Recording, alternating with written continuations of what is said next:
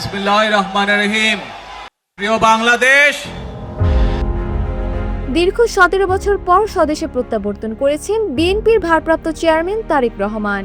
এই সময়ে হঠাৎ করে সামাজিক যোগাযোগ মাধ্যমে নতুন করে আলোচনায় উঠে এসেছে বাংলাদেশ জাতীয় পার্টির চেয়ারম্যান ব্যারিস্টার আন্দালিব রহমান পার্থর সংসদে দেয়া একটি পুরনো ভাষণ। কয়েক বছর আগে জাতীয় সংসদে দেয়া সেই সাহসী বক্তব্যটি এখন নেট দুনিয়ায় ভাইরাল।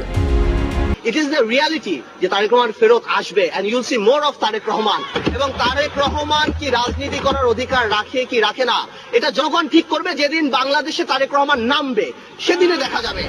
ভাইরাল হওয়া ভিডিও ক্লিপটিতে দেখা যায় আন্দালিব রহমান পার্থ অত্যন্ত দৃঢ়তার সাথে বলছেন, it is reality, Tarique Rahman আসবেন।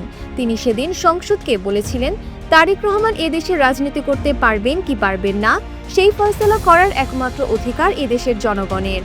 পার্থ আত্মবিশ্বাসের সাথে বলেন, তারেক রহমানের রাজনৈতিক ভাগ্য নির্ধারিত হবে সেদিন যেদিন তিনি বাংলার মাটিতে পা রাখবেন।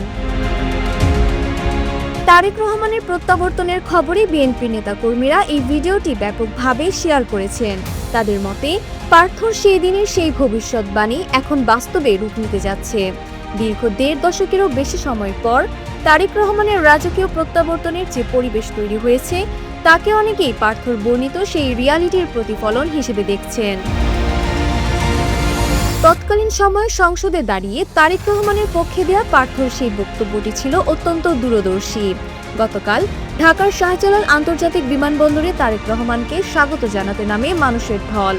বিমানবন্দর থেকে সংবর্ধনা স্থল পর্যন্ত সড়কের দুই পাশে লাখো নেতাকর্মীর ব্যানার, ফেস্টুন ও দলীয় পতাকা নিয়ে অবস্থান নেন।